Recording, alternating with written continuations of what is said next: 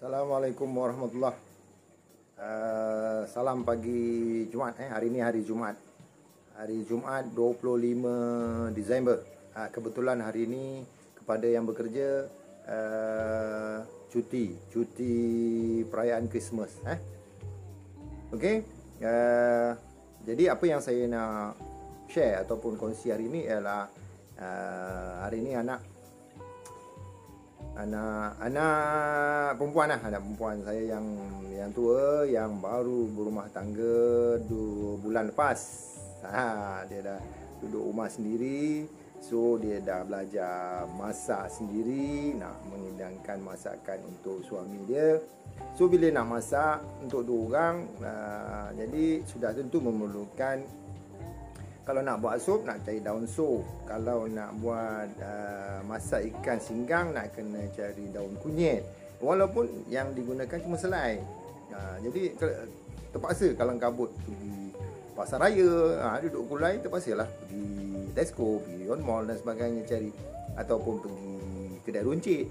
Itu pun nak kena start kereta juga. Sebab ada dalam 2 km juga kedai runcit kan. So nak masak, nak daun pandan, terpaksa cari daun pandan. Lepas tu dia kata ada sekali tu dia nak masak asam pedas, terpaksa cari daun apa dia panggil tu, daun kesum. Daun kesum. Nak pakai sebatang aja, tapi terpaksa keluar. Baru dia tahu kepentingan menanam pokok-pokok yang penting ni di rumah walaupun ada sepokok. So hari ni dia balik kampung, dia cari yang mana pokok yang ada, yang ayah tanam. Dia nak tanam lah. Kan nak tanam, malah nak pening-pening cari pusing keliling. Ada sekali tu dia cari daun kesum, tak jumpa. Di kedai runcit di berdekatan rumah dia pun tak ada. Dia pergi ke pasar raya pun tak ada. Penting juga daun kesum ni. Jadi limited. Jadi kalau kita ada tanam sendiri pokok-pokok ni, senang lah. Okey. Jadi hari ini nak kongsikan dengan anda semua beberapa pokok lah yang penting perlu ada perlu ada di rumah supaya isteri ataupun anda sendiri nak masak tak pening kepala. Keperluannya sikit, selai 2 helai, tapi kena cari tu yang leceh. Jadi saya kongsikan dengan anda. Okey, pokok-pokok yang saya dengan anak saya lah telah sediakan untuk dia tanam di laman rumah dia lah. Okey, inilah antara pokok-pokok yang kami telah tanam dan semaikan. Ada yang memang dah ada akar. Punyalah dia dulu hari-hari tengok je, dia celing je. Dia tak tanya pun ayah dia namanya apa semua. Sekarang siap label lagi tu. Dia label semua tu. Jadi kita tengok satu-satu. Ni pokok apa? Ni pandangan daripada atas. Ni pokok dia dah labelkan dah. Pokok bangun-bangun. Pokok bangun-bangun. Itu pun salah tadi. Pokok cincau dia labelnya pokok bangun-bangun. Terpaksalah ya dia ubah balik. Okey. Daun dia macam ni lah. Ni belakang dia. Ada orang panggil pokok pecah kaca. Tak pasti lah saya. Tapi ni pokok bangun-bangun ataupun pokok membangun. Ada orang panggil kemangi, ada orang panggil pokok oregano. Dia memberi haruman, bau dia harum. Untuk campurkan dalam masakan memang menyelerakan, sedap. Okey, yang ini boleh digoreng bersama tepung KFC. Masa panas sedap lah. Dia akan rangup sangup. Okey, dia dah label. Pokok ni pun dia tak kenal. Siap label, dia takut lupa. Okey, tak apalah. Newbies kan. Kita hargailah. Ni pokok cekur. Pokok cekur. Anak dia lah, belum gemuk lagi. InsyaAllah ni dah pindah ke tempat yang baru. Ni penting. Nak pakai selai 2 helai, tapi kalau tak ada menderita. Nak buat urap ke apa, mesti pakai cekur kan. Ini pokok halia. Pokok halia bara. Halia bara ada orang cari, pusing keliling nak cari Ini pokok yang rare juga. Katanya isinya tu boleh buat urut untuk orang stroke, sebab dia panas macam bara. Jadi anda boleh gunakan ni untuk buat air untuk kesihatan tubuh badan. Ini antara pokok herba yang rare lah, yang jarang. Pokok dia tak besar, kecil. Dia boleh tinggi lah, boleh pergi 1 kaki. Boleh pergi 1 kaki. Kalau anda tanam, baguslah, sebab anda menyelamatkan kewujudan pokok ini daripada pupus. Pokok yang kelima, ni pokok kesum.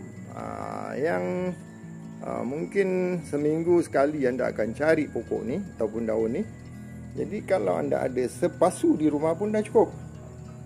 Sebab anda nak buat asam pedas. Siapa yang suka asam pedas lah. Tak suka asam pedas tak boleh buat apa lah. Pokok ni senang lah nak tanam macam ni. Saya bongkar dengan akar dia sekali. So insyaAllah lebih mudah untuk dia terus meneruskan kehidupan.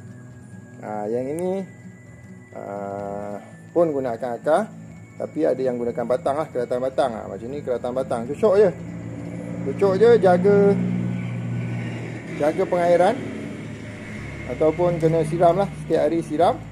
InsyaAllah dengan kuasa Allah dia akan meneruskan kehidupan dia untuk lebih subur. Ini kita yang tanam, tapi Beijing yang dapat nama dia panggil rumput Beijing. Rumput Beijing Beijing. Saya pergi Beijing, rumput dia ada kat sini. Ini pokok herba juga. Kiranya anda orang yang suka menjaga kesihatan, bolehlah nak buat ulam ke, nak buat jus ke, campur dengan air orange ke, apple ke, campur dengan ni. So menambahkan kesihatan tubuh badan. Boleh juga jadikan anti kanser. Siapa yang takut jangkitan kanser lah. Yang ini adalah pokok pokok cincau. Pokok cincau antara yang pokok laris lah dalam saya punya kedai Shopee tu. Sebab saya jual murah je, RM15 je. Anak saya ni rajin jual, tapi dia tak kenal pula pokok ni. Yalah, sebab ayah dia selalu yang packing kan. Ni cincau, pokok cincau. Siapa nak makan boleh lah, tapi dia blending. Cara guna dia, kita proses daun dia. Kita proses daun dia, kita rebus, kita ambilkan dia punya air dia. Lepas tu kita bekukan dia. Boleh rujuk channel di ataupun link channel di bawah, ataupun link video saya, penerangan saya tentang cara membuat cincau.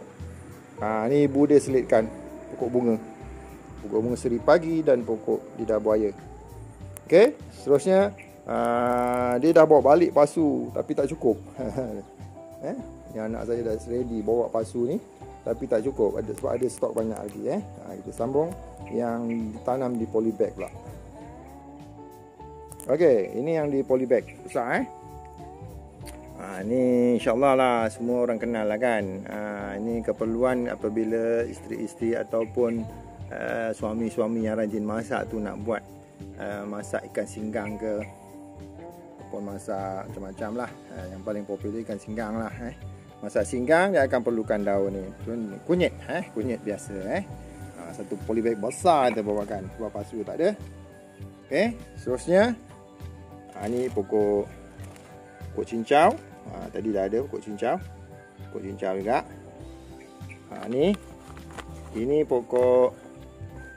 Ini pokok halia bara. Ini bukan pokok halia bara. Ini kategori halia juga. Nama tepatnya saya tak pasti, saya panggil halia putri gunung ledang.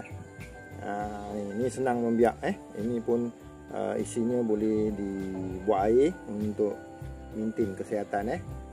Untuk orang-orang yang ada sakit darah tinggi, kencing manis, takut kanser apa semua, boleh amalkan air kunyit gunung ledang ni, putri gunung ledang. Dan yang ini ialah pokok moringa, ataupun di Indonesia lebih dikenal dengan pokok kelo. Kelo dalam polybag tu dah macam bonsai, dia punya akar dia tu. Akar dia dah macam bonsai. Jadi itu antara pokok yang anak saya akan bawa balik lah, tanam di laman rumah dia. Jadi anda pun yang ada laman rumah, sama ada taman atau kampung, kena ada pokok-pokok yang begini, supaya kalau nak pakai untuk masak tak pening kepala cari kan. Pergi je depan laman, dah ada pokok. Alhamdulillah, tinggal petik dan masak. Okey. Itu saja untuk perkongsian kali ini. Sekian. Assalamualaikum warahmatullahi wabarakatuh. Kalau anda suka dengan konten ini, sila like, subscribe dan share video saya. Okey, terima kasih.